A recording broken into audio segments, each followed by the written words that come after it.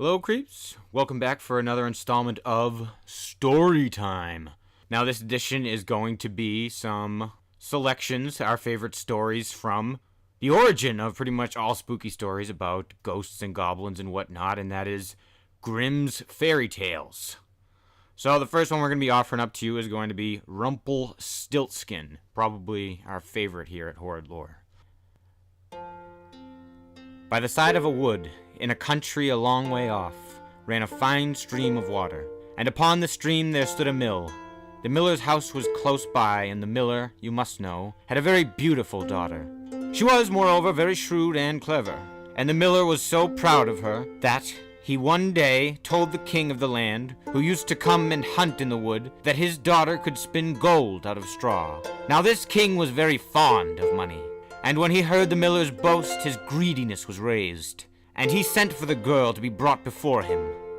Then he led her to a chamber in his palace where there was a great heap of straw, and gave her a spinning wheel and said, "All this must be spun into gold before morning, as you love your life." It was in vain that the poor maiden said that it was only a silly boast of her father, for that she could do no such thing as spin straw into gold. The chamber door was locked, and she was left alone. She sat down in one corner of the room and began to bewail her hard fate, when on a sudden the door opened, and a droll-looking little man hobbled in and said, "Good morrow to you, my good lass. What are you weeping for? Alas," said she, "I must spin this straw into gold, and I know not how." "What will you give me," said the hobgoblin, "to do it for you?" "My necklace?" replied the maiden. He took her at her word and sat down to the wheel and whistled and sang, round about, lo and behold, reel away, straw into gold." And round about the wheel went merrily. The work was quickly done, and the straw was all spun into gold. When the king came and saw this, he was greatly astonished and pleased. But his heart grew still more greedy of gain, and he shut up the poor miller's daughter again with a fresh task. Then she knew not what to do, and sat down once more to weep. But the dwarf soon opened the door, and said, "What will you give me to do your task?" "The ring on my finger," said she. So her little friend took the ring and began to work at the wheel, and whistled and sang, round about, lo and behold, reel away, straw into gold. Till long before morning all was done again. The king was greatly delighted to see all this glittering treasure, but still he had not enough. So he took the miller's daughter to yet a larger heap and said, "All this must be spun tonight, and if it is, you shall be my queen." As soon as she was alone, that dwarf came in and said, "What will you give me to spin gold for you this third time?" "I have nothing left," she said. "Then say you will give me," said the little man, "the first child you will have when you are queen." "That may never be," thought the miller's daughter, and as she knew no other way to get her task done, she said she would do what he asked. Round went the wheel again to the old song, and the mannequin once more spun the heap into gold. The king came in the morning, and, finding all he wanted, was forced to keep his word. So he married the miller's daughter, and she really became queen. At the birth of her first little child, she was very glad, and forgot the dwarf and what she had said. But one day he came into her room, where she was sitting playing with her baby, and put her in mind of it. Then she grieved sorely at her misfortune, and said she would give him all the wealth of the kingdom if he would let her off, but in vain, till at last her tears softened him, and he said, "I will give you 3 days' grace, and if during that time you tell me my name, you shall keep your child." Now the queen lay awake at night, thinking of all the odd names she had ever heard, and she sent messengers all over the land to find out new ones. The next day the little man came, and she began with Timothy, Ichabod, Benjamin, Jeremiah, and all the names she could remember. But to all and each of them he said, "Madam, that is not my name." The second day she began with all the comical names she could hear of, Bandy-legs, Hunchback, Crookshanks, and so on. But the little gentleman still said to every one of them, Madam, that is not my name. The third day, one of the messengers came back and said, I have traveled 2 days without hearing of any other names.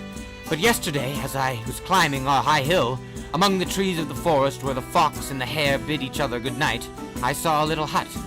And before the hut burnt a fire, and round about the fire a funny little dwarf was dancing upon one leg and singing, Merrily, merrily the feast I'll make. Today I'll brew, tomorrow I'll bake. Merrily I'll dance and sing, for next day will a stranger bring. Little does my lady dream, Rumpelstiltskin is my name. When the queen heard this, she jumped for joy, and as soon as her little friend came, she sat down upon her throne and called all her court round to enjoy the fun. And the nurse stood by her side with the baby in her arms, as if it was quite ready to be given up. Then the little man began to chuckle at the thought of having the poor child to take home with him to his hut in the woods, and he cried out, Now, lady, what is my name? It is John, asked she. No, madam, 'tis not. Tom. No, madam. Is it Jimmy? It is not. Can your name be Rumpelstiltskin? Said the lady slyly. Some witch told you that, cried the little man, and dashed his right foot in a rage so deep into the floor that he was forced to lay hold of it with both hands to pull it out. Then he made the best of his way off, while the nurse laughed and the baby crowed.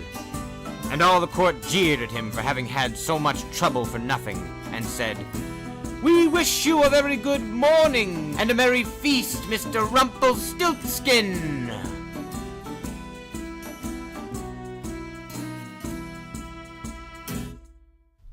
That one, obviously one of the creepier installments from this anthology. Honestly, I always thought it was creepier because that asshole king who on the fucking snap of a finger would make her spin hay into gold, and he never figured out that it wasn't her that did it. It was to say that while she's queen, he's not gonna, do the same thing at some random time. Then she's gonna need Rumpelstiltskin again. And what's he gonna do? She embarrassed him. Some food for thought there, creeps. The next one is an even more creepy one. It's called the Juniper Tree, and it's a little bit less known. Let's get into it. Long, long ago, some 2,000 years or so, there lived a rich man with a good and beautiful wife. They loved each other dearly, but sorrowed much that they had no children. So greatly did they desire to have one that the wife prayed for it day and night, but still they remained childless. In front of the house there was a court, in which grew a juniper tree. One winter's day the wife stood under the tree to peel some apples, and as she was peeling them, she cut her finger, and the blood fell on the snow. Ah! Sighed the woman heavily. If I had but a child as red as blood and as white as snow. And as she spoke the words, her heart grew light within her, and it seemed to her that her wish was granted, and she returned to the house feeling glad and comforted. A month passed, and the snow had all disappeared. Then another month went by, and all the earth was green. So the months followed, one after another, and the first trees budded in the woods, and soon the green branches grew thickly intertwined, and then the blossoms began to fall. Once again the wife stood under the juniper tree, and it was so full of sweet scent that her heart leapt for joy, and she was so overcome with happiness that she fell on her knees. Presently, the fruit became round and firm, and she was glad at its peace. But when they were fully ripe, she picked the berries and ate eagerly of them. And then she grew sad and ill. A little while later, she called her husband and said to him, weeping, If I die, bury me under the juniper tree. Then she felt comforted and happy again. She had a little child, and when she saw that it was as white as snow and as red as blood, her joy was so great that she died. Her husband buried her under the juniper tree and wept bitterly for her. By degrees, however, his sorrow grew less, and although at times he still grieved over his loss, he was able to go about as usual, and later on he married again. He now had a little daughter born to him. The child of his first wife was a boy. who was as red as blood and as white as snow. The mother loved her daughter very much, and when she looked at her and then looked at the boy, it pierced her heart to think that he would always stand in the way of her own child, and she was continually thinking how she could get the whole of the property for her. The evil thought took possession of her more and more, and made her behave very unkindly to the boy. She drove him from place to place with cuffings and buffetings, so that the poor child went about in fear, and had no peace from the time he left school to the time he went back. One day the little daughter came running to her mother in the storeroom, and said, Mother, give me an apple. Yes, my child, said the wife, and she gave her beautiful apple out of the chest. The chest had a very heavy lid and a large iron lock. Mother, said the little daughter again, may not brother have one too? The mother was angry at this, but she answered, Yes, when he comes out of school. Just then she looked out of the window and saw him coming, and it seemed as if an evil spirit entered her, for she snatched the apple out of her little daughter's hand and said, You shall not have one before your brother. She threw the apple into the chest and shut it. The little boy came in now, and the evil spirit in the wife made her say kindly to him, My son, will you have an apple? But she gave him a wicked look. Mother, said the boy, how dreadful you look. Yes, give me an apple. The thought came to her that she would kill him. Come with me, she said, and she lifted up the lid of the chest. Take one out for yourself. And as he bent over to do so, the evil spirit urged her, and crash!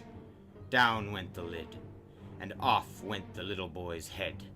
Then she was overwhelmed with fear at the thought of what she had done. If only I can prevent anyone knowing that I did it, she thought. So she went upstairs to her room and took a white handkerchief out of her top drawer. Then she set the boy's head again on his shoulders and bound it with the handkerchief, so that nothing could be seen, and placed him on a chair by the door, with an apple in his hand. Soon after this, little Marlene came up to her mother, who was stirring a pot of boiled water over a fire, and said, Mother, brother is sitting by the door with an apple in his hand, and he looks so pale. And when I asked him to give me the apple, he did not answer. And that frightened me. Go to him again, said her mother, and if he does not answer, give him a box in the ear. So little Marlene went, and said, Brother, give me that apple. But he did not say a word. Then she gave him a box on the ear, and his head rolled off. She was so terrified at this that she ran crying and screaming to her mother. Oh! she said. I have knocked off brother's head! And then she wept, and nothing would stop her.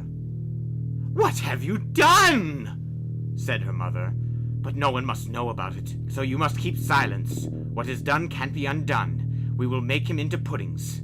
And she took the little boy and cut him up, made him into puddings, and put him into the pot.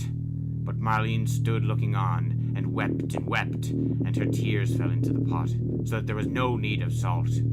Presently, the father came home and sat down to his dinner. He asked, Where is my son? The mother said nothing, but gave him a large dish of black pudding, and Marlene still wept without ceasing. The father again asked, Where is my son? Oh, answered the wife, he has gone into the country to his mother's great uncle. He is going to stay there some time. What has he gone there for? And he never even said goodbye to me. Well, he likes being there, and he told me he should be away quite 6 weeks. He is well looked after there. I feel very unhappy about it, said the husband. In any case, it should not be all right, and he ought to have said goodbye to me. With this, he went on with his dinner and said, Little Marlene, why do you weep? Brother will be back soon. Then he asked his wife for more pudding, and as he ate, he threw the bones under the table. Little Marlene went upstairs, took her best silk handkerchief out of her bottom drawer, and in it she wrapped all the bones from under the table and carried them outside, and all the time she did not but weep. Then she laid them in the green grass under the juniper tree, and she had no sooner done so than all her sadness seemed to leave her, and she wept no more. And now the juniper tree began to move, and the branches waved backwards and forward, first away from one another, and then together, as it might be someone clapping their hands for joy. After this, a mist came round the tree, and in the midst of it there was a burning as of fire, and out of the fire there flew a beautiful bird that rose high into the air, singing magnificently. And when it could no more be seen, the juniper tree stood there as before, and the silk handkerchief and the bones were gone. Little Marlene now felt as light-hearted and happy as if her brother was still alive, and she went back to the house and sat down cheerfully to the table and ate. The bird flew away and alighted on the house of a goldsmith and began to sing. My mother killed her little son. My father grieved when I was gone. My sister loved me best of all. She laid her handkerchief over me, and took my bones that they may lie underneath the juniper tree. Quit, quit, what a beautiful bird am I. When he had finished, he flew away. He had the chain in his right claw and the shoes in his left, and he flew right away to a mill, and the mill went clack, clack, clack, clack, clack, clack. Inside the mill were 20 of the miller's men hewing a stone, and as they went hick, hack, hick, hack, hick, hack, the mill went click, clack, click, clack, click, clack. The bird settled on a lime tree in front of the mill and sang, My mother killed her son. One of the men stopped working. My mother grieved when I was gone. Then 4 more stopped. My mother loved me best of all. Then the rest of the men stopped. She laid her kerchief over me, and they took my bones that they might lie. Now only 8 were chiseling underneath. And now only 5, the juniper tree, and now only 1. Quit, quit, what a beautiful bird I am. Then he looked up, and the last one had left off work. Bird, he sang, what a beautiful song this is you sing. Let me hear it too, sing it again. Nay, answered the bird, I do not sing twice for nothing. Give me that millstone, and I will sing it again. If it belonged to me alone, said the man, you should have it. Yes, yes, said the others. If you will sing again, he can have it. The bird came down, and all 20 millers sat to and lifted up the stone with a beam. Then the bird put his head through the hole and took the stone round his neck like a collar, and flew back with it to the tree and sang, My mother killed her little son. My father grieved when I was gone. My sister loved me best of all. She laid her kerchief over me, and took my bones that they may lie underneath the juniper tree. Quit, quit, what a beautiful bird am I. And when he had finished his song, he spread his wings, and with the chain in his right claw, the shoes in his left, and the millstone round his neck, he flew right away to his father's house. The father, the mother, the little Marlene were having their dinner. How light-hearted I feel, said the father, so pleased and cheerful. And I, said the mother, I feel so uneasy, as if a heavy thunderstorm were coming. But little Marlene sat and wept and wept. Then the bird came flying toward the house and settled on the roof. I do feel so happy, said the father. And how beautifully the sun shines. I feel just as if I were going to see an old friend again. Ah, said the wife, and I am so full of distress and uneasiness that my teeth chatter, and I feel as if there were a fire in my veins. And she tore open her dress, and all the while little Marlene sat in the corner and wept, and the plate on her knees was wet with her tears. The bird now flew to the juniper tree and began singing, My mother killed her son. The mother shut her eyes and her ears, that she might see and hear nothing, but there was a roaring sound in her ears like that of a violent storm, and her eyes a burning and flashing like lightning. My father grieved when I was gone. Look, mother, said the man, at the beautiful bird that is singing so magnificently, and how warm and bright the sun is, and what a delicious scent of spice in the air. My sister loved me best of all. Then little Marlene laid her head down on her knees and sobbed.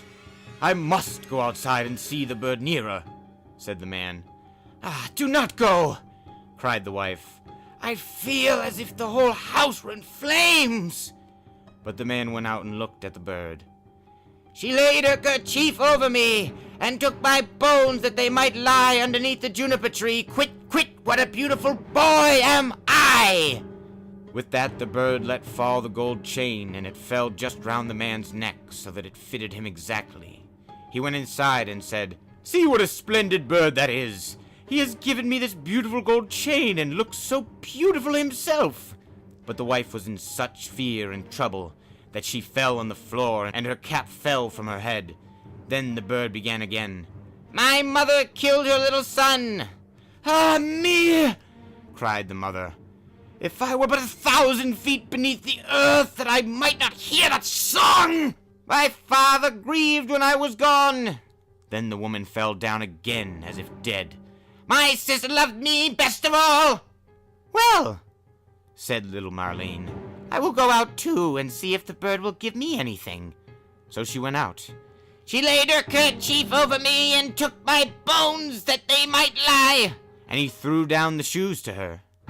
Underneath the juniper tree, coo-wit, coo-wit, what a beautiful bird am I! And she now felt quite happy and light-hearted.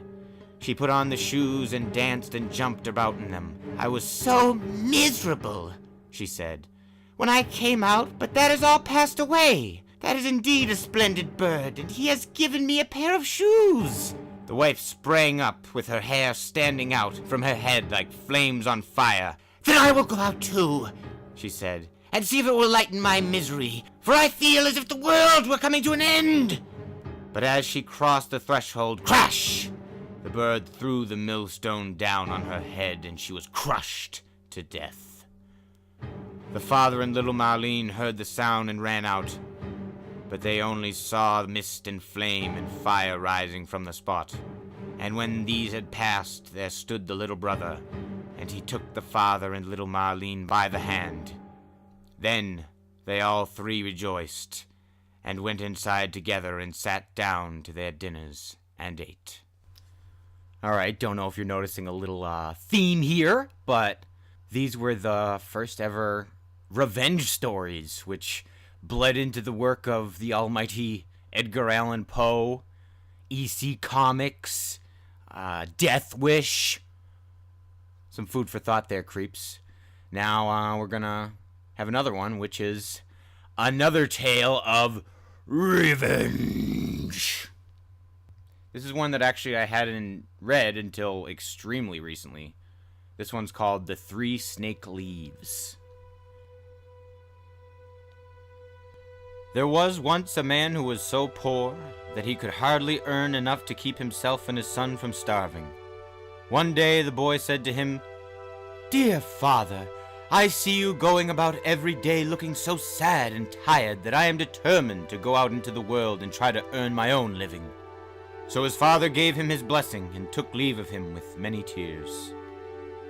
Just at this time a great king was going to war with the king of another country, and the youth took service under him and marched to the battlefield as a soldier.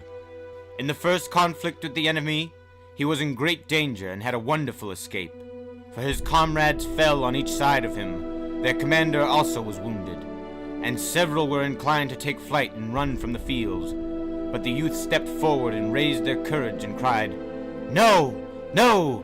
We will never allow our fatherland to sink to the ground."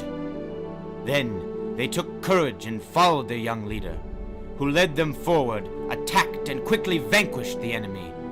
When the king heard to whom he owed this great victory, he sent for the youth, raised him to a position of great honor, gave him great treasures, and made him the first in the kingdom next to himself. Now the king had a daughter who was very beautiful, but she was also very whimsical. She had made a vow that she would take no man for a husband who did not promise that if she should die, he would allow himself to be buried alive with her in the grave. "If he loves me," she said, "he will not wish to outlive me." In return for this, she would also promise to be buried in the grave with her spouse should she die first. This strange vow had hitherto frightened away all wooers, but the young soldier was so struck with the beauty of the princess that he disregarded the vow, although her father warned him and said, "Do you know what a terrible promise you have to make?" "Yes," replied the young man. "I must be buried with her in the grave if I outlive her, but my love for her is so strong that I disregard that danger." Then the king gave his consent, and the marriage was celebrated with great pomp. After they had lived together for some time in great happiness and contentment, the young queen was seized with a terrible illness, from which her physicians were unable to restore her. As she lay dead, the young husband remembered what he had promised, and the thought of lying in the grave alive filled him with horror, but there was no escape. The king placed a watch at every outlet from the castle, so that it was not possible to avoid his fate. When the day of the funeral arrived and the body had been carried down and placed in the royal vault, he was taken there also, and the door firmly fastened with locks and bolts. Near to the coffin stood a table upon which 4 lights, 4 loaves of bread, and 4 bottles of wine. And he knew that when these provisions came to an end, he must starve. So he seated himself, feeling full of grief and sorrow, but with determination to take only a small piece of bread and the least drop of wine to make them last. One day, when death seemed nearer than ever, he saw from a corner of the vault just opposite to where he sat a white snake creep out and approach the body. He rose in horror, thinking it was about to gnaw it, and drawing his sword exclaimed as with 2 blows he cut the snake into 3 pieces. "As long as I live, you shall not touch that." After a while, a second snake crept out of the corner, but as soon as he saw the other lying dead in 3 pieces, he went back and quickly returned with 3 green leaves in his mouth. Then he took the 3 separate portions of the snake, placed them together, and laid a leaf on each wound. And no sooner were they joined than the snake raised himself as lively as ever, and then went away hastily with his companion. The leaves remained lying on the ground. As he looked at them, the thoughts of the poor unfortunate man were full of the wonderful properties they possessed. And it suddenly occurred to him that a leaf which could restore a dead snake to life might be useful to human beings. He stooped and picked up the leaves. Then, advancing softly towards the body, he laid one on the mouth of the dead and the others on both of the eyes. In a moment, he saw the effect of what he had done. The blood began to circulate in the veins and blushing softly in the pale face and lips of his dead wife. She drew a deep breath, opened her closed eyes, and exclaimed faintly, Where am I?" "You are with me, my dear wife," answered her husband, and then he told her all that had happened, and how he had wakened her to life. After taking a little of the wine and bread, she became stronger, and was able to rise from the bier, and walk to the door of the vault with her husband. Here they knocked and called loudly for a long time, till at last the watchman heard them, and word was sent to the king. He came himself very quickly and ordered the door of the vault to be opened, and astonished and joyful he was to find both alive and uninjured, and to know that his anxiety was over. The whole matter had been a great trouble to him. The 3 leaves the young prince took with him, and gave them to a servant to take care of, saying, "Preserve them carefully for me, and see that they are safe every day. Who knows what help they may be to us in any future trouble?" A great change appeared to the wife of the young prince after this event. It was as if, with her return to life, all her love for her husband had vanished from her heart. Not long after, he wished to take a voyage across the sea to his old father, and she accompanied him. While they were on board the ship, she forgot all the true and great love he had shown for her in trying to restore her to life when she was dead, and made friends with the captain, who was as wicked as herself. One day the young prince lay asleep on deck. She called the skipper to her and told him to take her husband by the feet, while she raised his head. And before he was awake enough to save himself, these 2 wicked people threw him overboard into the sea. As soon as this shameful deed was accomplished, she said to the skipper, "Now let us sail home again and say that the prince has died on the voyage. I will praise and extol you so greatly to my father that I know he will readily give me his consent to our marriage and leave the crown to you after his death." But the faithful servant to whom the prince had entrusted the wonderful leaves saw all that his master's wife had done. Unnoticed, he lowered one of the boats from the ship's side, got on board, and very soon discovered the body of the prince. Dragging it hastily into the boat, he rowed away, and soon left the traitors far behind. As soon as he felt safely out of sight, he produced the precious leaves, which he always carried about with him, laid one on each eye, and one on the mouth of the dead man, who very quickly showed signs of life, and was at last sufficiently restored to help in rowing the boat. They both rowed with all their strength day and night, and their little bark flew so swiftly over the waves that they arrived at the king's palace long before his daughter and the captain. The king wondered greatly when he saw his son-in-law and the servant enter, and asked them what had happened. But when he heard of his daughter's wickedness, he said, "I can scarcely believe she would act so basely. However, the truth will soon be brought to light. For the present, I advise you both to hide yourselves in a private chamber, and make yourselves quite at home till the ship returns." The master and servant took the king's advice, and a few days afterward, the large ship made its appearance, and the king's guilty daughter appeared before her father with a sorrowful countenance. "Why have you come back alone?" he asked. "Where is your husband?" "Ah, dear father," she replied, "I come home to you in great sorrow, for during the voyage my husband was taken suddenly ill and died. And if the good captain had not stood by me and conducted me home, I cannot tell what evil might have happened to me. He stood by my husband's deathbed, and he can tell you all that occurred." "Oh," said the king, "I can restore your dead husband to life again, so do not grieve any longer." He threw open the door of the private room as he spoke, and told his son and the servant to come out. When the wife saw her husband, she was thunderstruck, and sank on her knees, imploring mercy.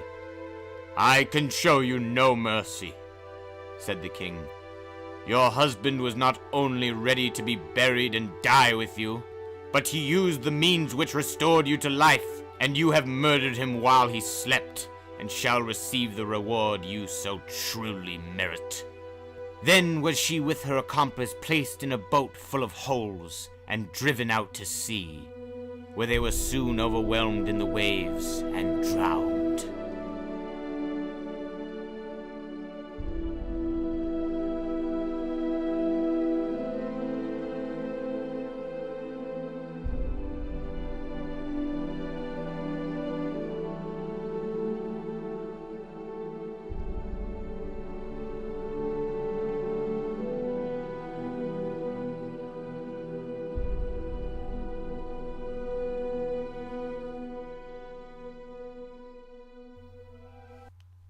Alright, well, that's all I've got for you as far as Grimm's fairy tales go. I'm sorry, but I'm going to have to give you another shameless self-promotion and give you a little repeat of the first part of the Pernicious Portrait. I know if you're an avid listener, you already heard this from Tuesday, but this story is Doc's Blood, Sweat, and Tears. So if you've already heard it, you can kindly tune out right now and wait for story time again next Friday and the podcast again next Tuesday. But if you really dug it, then listen again. And again, I implore you, please, in any way, shape, or form, give me some feedback on this. Positive or negative. Any way, shape, or form, get at me. horridlore@gmail, any of our social media. Like I said, this is my blood, sweat, and fucking tears. Let me know what you think about it. Here it is again. The introduction of The Pernicious Portrait.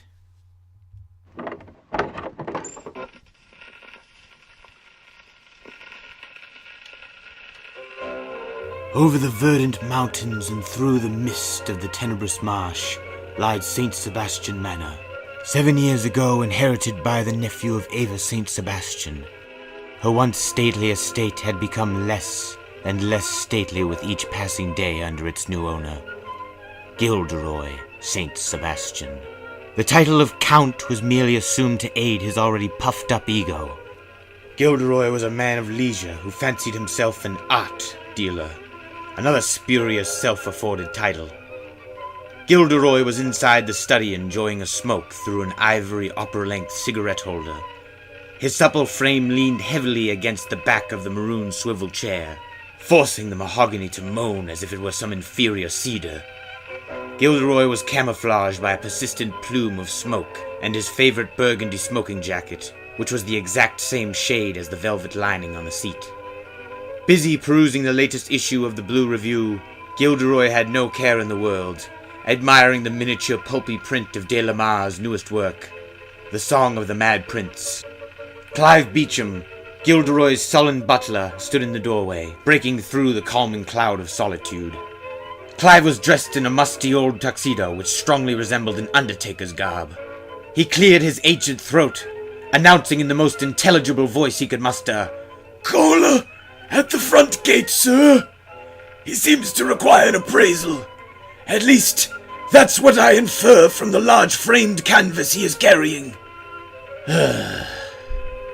Couldn't possibly have chosen a more inopportune time, Gilderoy muttered to himself, loudly crinkling his magazine closed. He exhaled slowly and continued. Well, as it seems to be a matter of business, I suppose that there's time for a guest. Just make sure you get right on dinner, Beecham, Gilderoy finished. "I'll send him up right away, and start on the pineapple chicken post-haste, Count Gilderoy." Excellent.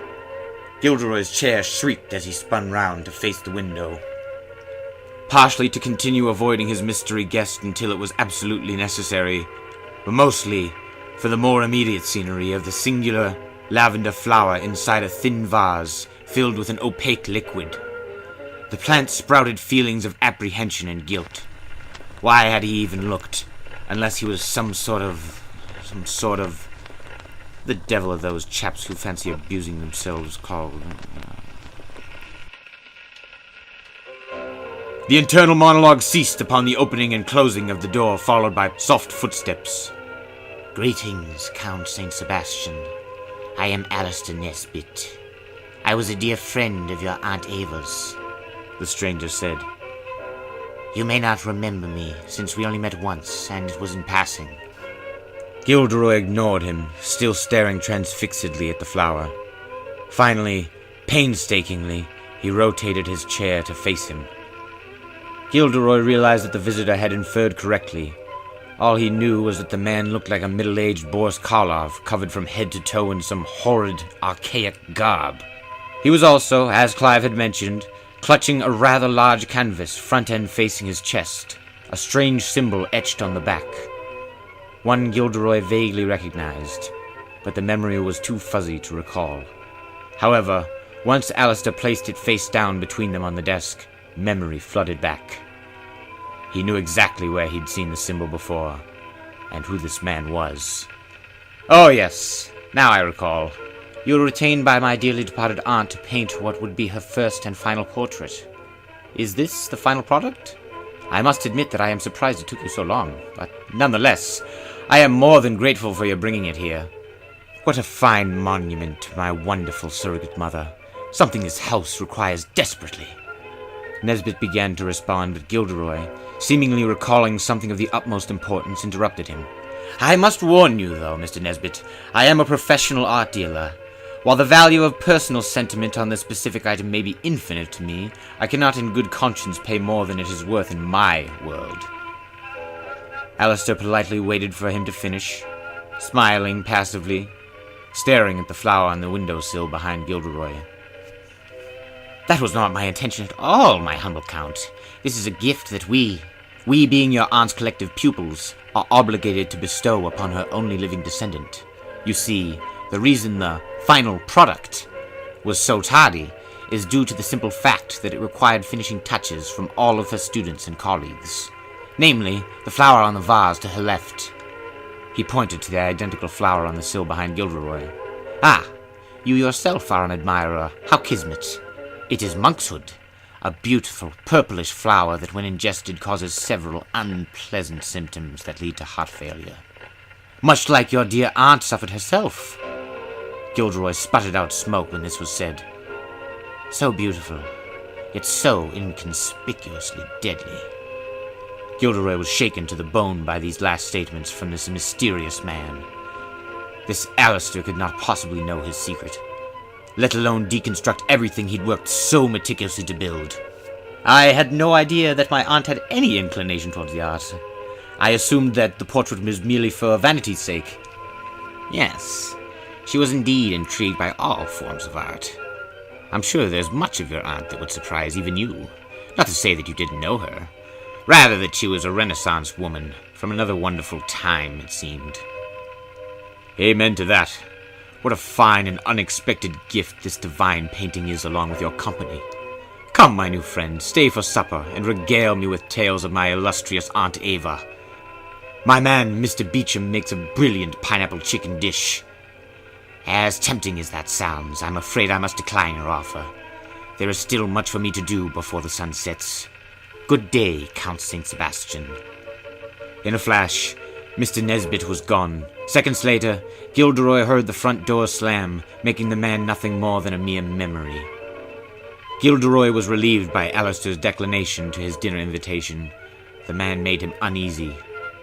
Gilderoy was also disconcerted and confused as to what should be done with the Grimm portrait. He lost himself staring back and forth at the painting in his hands and the flower on the windowsill. Several minutes passed before Clive re-entered the room, this time completely unaware of the transfixed state of the Count.